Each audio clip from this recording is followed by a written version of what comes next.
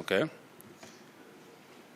Leo kama mnavyoona, wanachama wa mtandao wa watetezi wa haki za binadamu, hasa mashirika ambayo yanatetea haki za watoto takriban 100 kutoka nchi nzima, wameanza mafunzo rasmi kuhusiana na masuala ya ufuatiliaji na utoaji taarifa wa ukiukwaji wa haki za watoto. Wote tunafahamu kabisa kwamba nusu ya population ya Tanzania au nusu ya idadi ya watu Tanzania ni watoto, na kwa mujibu wa taratibu zozote zile za kimaendeleo au ujenzi wa taifa lolote, msingi wa familia ni watoto, na msingi wa taifa lolote lile ni kuwa na watu ambao wameelimika, wenye nidhamu na wenye tija ya kuzalisha katika taifa letu. Na ndio maana unaona sasa sisi kama watetezi wa haki za binadamu tunathamini sana kazi ya ulinzi na utetezi wa haki za binadamu, hasa haki za mtoto, tukitambua kabisa kwamba ili taifa lolote liweze kuendelea lazima liwe na watu ambao ni productive, watu ambao ni wazalishaji, watu ambao ni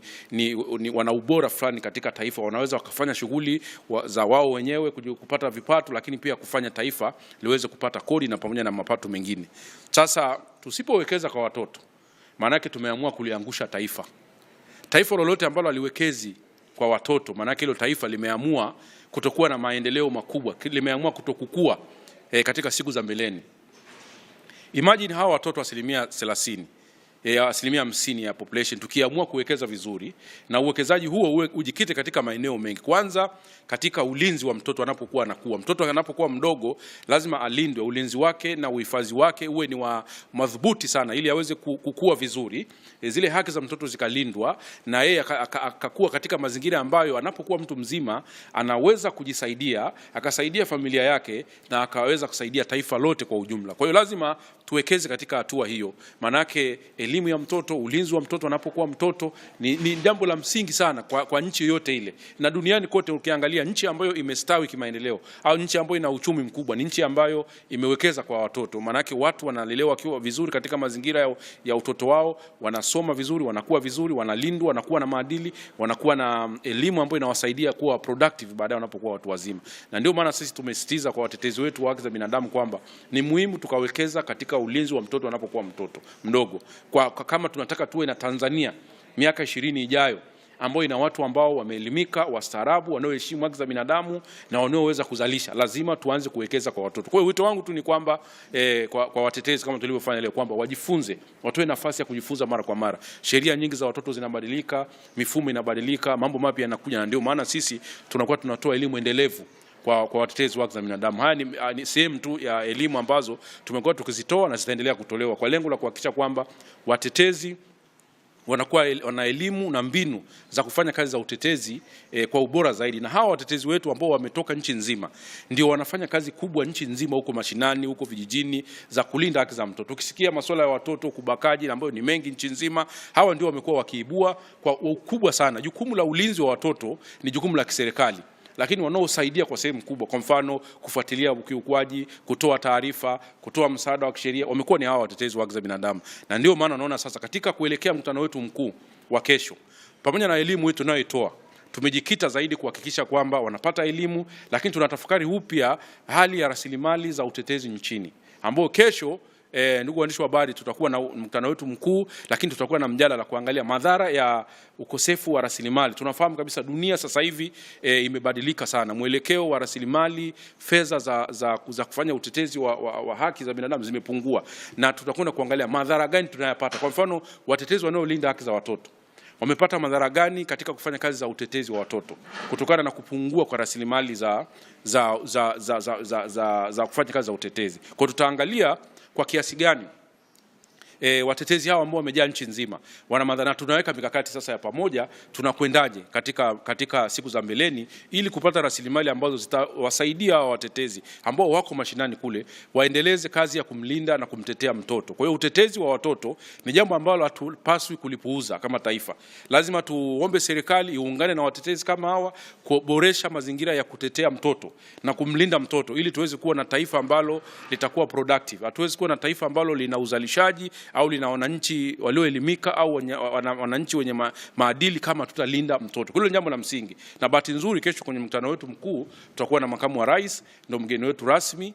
Kwa hiyo tunashukuru kwamba ajenda hii ya kuhakikisha kwamba mazingira ya watetezi wa haki za binadamu yanaboreshwa, lakini pia kwenye maeneo ya rasilimali, maana yake fedha, tunaweka mikakati ya pamoja kama taifa kuhakikisha kwamba rasilimali za utetezi wa haki za binadamu zinapatikana, lakini pia mazingira ya watetezi hawa kufanya kazi zao za utetezi, kuwalinda watoto lazima tuyaboreshe kuanzia kwenye sheria, mifumo, sera, namna gani wanashirikiana na mifumo mingine ya kiserikali huko kuanzia huko vijijini mpaka tunafika ngazi ya kitaifa. Ni jambo ambalo tutaendelea kulizungumza kwa pamoja tukishirikiana na serikali. Tunashukuru kwamba Wizara yetu ya Katiba na Sheria tumekuwa karibu sana kwenye kuhakikisha kwamba mkutano wetu wa kesho unafanikisha, na tunampata mgeni rasmi ambaye atasikiliza changamoto hizi zetu tunazokumbana nazo, hasa kwa swala la rasilimali kutokana na mabadiliko ya dunia. Sasa hivi dunia mwelekeo umebadilika, fedha nyingi zinakwenda kwenye vita, kwenye biashara, na kufanya swala la utetezi wa haki za binadamu ubaki kuwa rasilimali. Kwa ufupi,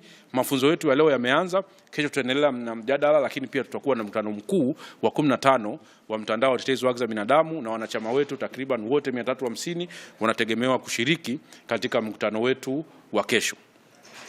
Ndio. Ndio. Ndio. Ndio.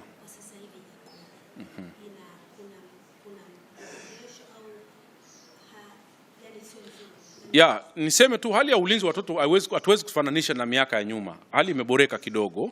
Imeboreka kwa sababu nyingi. Kwanza, uwepo wa vyombo vya habari vingi. Maana yake vyombo vya mitandao, wazi na mifumo ya kutoa taarifa imesababisha walau taarifa za ukiukwaji wa haki za watoto ziweze kutoka kwa wakati. Ukilinganisha na huko nyuma ambapo tulikuwa tuna vyombo vya habari huko mashinani, huko mikoani vyombo vya habari havikuwepo, mitandao ya kijamii haikuwepo, ni tofauti na sasa hivi ambapo taarifa za ukiukwaji wa haki za mtoto ni rahisi sana kusambaa na hatua za kuchukuliwa. Kwa mfano tumeona kuwa Waziri Gwajima amekuwa akipata taarifa kwenye mitandao akichukua hatua pamoja na watetezi wetu kwa ujumla. Kwa hiyo imesaidia uibuaji wa matukio ya watoto, ingawa sio kwa kiwango kile ambacho tunakitegemea, lakini hauwezi kulinganisha na miaka ya nyuma. Lakini bado matukio sasa ya ukiukwaji yameendelea kuwa ni mengi. Takwimu zinaonyesha kwa mfano watoto wengi wanabakwa, nadhani zaidi ya 10,000 kwa mwaka kwa nchi nzima. Dar es Salaam tu hapa nadhani zinachezea takriban 3,000 kwa idadi kwa ujumla. Nadhani kuna takwimu ukiangalia za namna ya ubakaji tu na ulawiti. Bado takwimu zinaendelea kuwa kubwa. Pamoja na ukiukwaji mwingine sasa watoto, kwa sababu sio ukiukwaji wa haki za watoto sio tu katika eneo la ubakaji na ulawiti. Tunaangalia mambo mengi. Haki za msingi, best interest of the child, watoto wanalelewaje, bado mazingira ya ulinzi na uleaji wa watoto bado ni changamoto nchi hii kwa ujumla. Manake ni kwamba kwa mfano wazazi hawana nafasi na watoto. Hiyo nayo inapelekea kukiuka haki za mtoto. Watu tunafikiria ukiukaji wa haki za mtoto ni ubakaji tu na ulawiti, lakini ukiukaji wa haki za mtoto unatakuwa uangalie kwenye namna tunavyowatunza watoto wetu. Best interest of the child. Tunawaangaliaje, tunawaleaje, tunawapa elimu ya namna gani, tunawekeaje sera na mifumo ya pamoja kama taifa. Jamii inawekaje mazingira ya kumlinda mtoto. Yote hayo bado kama taifa hatuko vizuri. Ndio maana tunasisitiza kwamba tuendelee kufanya kazi kwa pamoja. Lazima tuwe na ushirika. Swala la mtoto haliwezi kuwa ni swala la kundi moja. Haliwezi kuwa ni swala la usawa jamii, haliwezi kuwa ni swala la watetezi peke yao, haliwezi kuwa ni swala la serikali au ni swala la viongozi wa dini. Linapaswa kuwa taifa kwa ujumla, kila mtu aguswe kama ilivyokuwa miaka ya nyamani kwamba mtoto ni wa jamii. Lazima turudi kwenye hiyo misingi ya kwamba mtoto ni wa jamii na lazima kila mtu awajibike. Tukifanya hivyo nadhani tutajikuta tunaweka mazingira mazuri ya kumlinda. Ndio maana sisi tumesisitiza kwamba lazima tuwe tuna elimu ya haki za binadamu kuanzia ngazi za chini kabisa, ili mtoto mwenyewe aanze kupata elimu, kwa sababu dhana ya mtoto kujilinda nayo ni sehemu ya muhimu sana katika kulinda haki za mtoto. Mtoto ambaye ameelelewa vizuri, elimishwa vizuri, sio rahisi kufanywa ukatili. Kwa hiyo lazima tuanze kutoa elimu kuanzia shule ya awali. Na ndio maana sisi tumetoa mapendekezo Wizara ya Elimu, Wizara ya Katiba na Sheria kwamba elimu ya haki za binadamu ianzie mashinani na kwenye shule zote za nchi nzima, kwa sababu ndio elimu pekee ambayo Mtanzania anaweza kukutana nayo katika maisha yake ya siku zote, tofauti na elimu zingine. Elimu ya haki za binadamu hautaikwepa. As far wewe ni binadamu, utaishi nayo katika maisha yako yote. Kwa hiyo ni elimu ambayo lazima mtoto aweze kupewa. Na ndio maana nasisitiza kama taifa, ujumbe wangu, kama tunataka Tanzania ambayo ni bora miaka 20 ijayo, ambayo ina watu ambao wameelimika, wenye nidhamu, wenye kuheshimu haki za binadamu, lazima tuanze kumlea mtoto leo, anayezaliwa leo. Tukiwekeza kwa mtoto anayezaliwa leo kwa kuweka misingi mizuri, miaka 20 ijayo tutakuwa na Watanzania bora kabisa, wenye elimu, wenye misingi ya nidhamu, wenye kuheshimu haki za binadamu, wenye kuweza kuzalisha kwa tija na maendeleo ya taifa kwa ujumla. Ndio.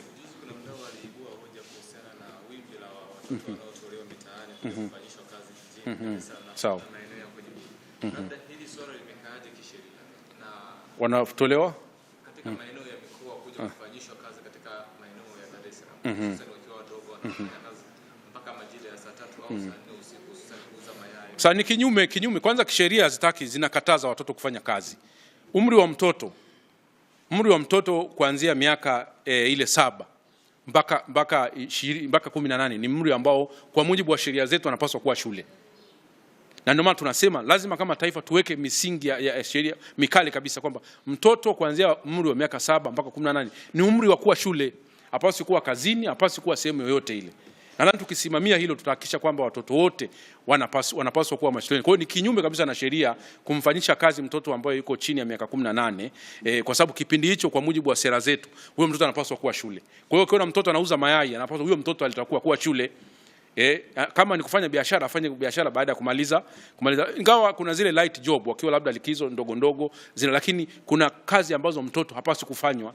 Na jambo lolote ambalo linamfanya mtoto ambaye anapaswa kuwa shule asiwepo shule ni kinyume na sheria. Kwa hiyo yote yule ambaye analeta watoto kutoka mikoani kuja kuwatumikisha huku mjini au mahali popote anafanya kinyume na sheria, na sheria za nchi zipo sheria ambazo za watoto, lakini ipo sheria zingine za kijinai. Kwa mfano Human Trafficking Act ambayo inasimamia masuala ya usafirishaji wa binadamu, hiyo pia inakataza masuala ya kutumikisha watu na hata pia na watoto. Kwa hiyo lazima Watanzania wafahamu kwamba watoto chini ya miaka 18 hawapaswi kufanyishwa kazi yoyote, wanapaswa kuwa mashuleni. Sawa, nadhani hiyo imetosha.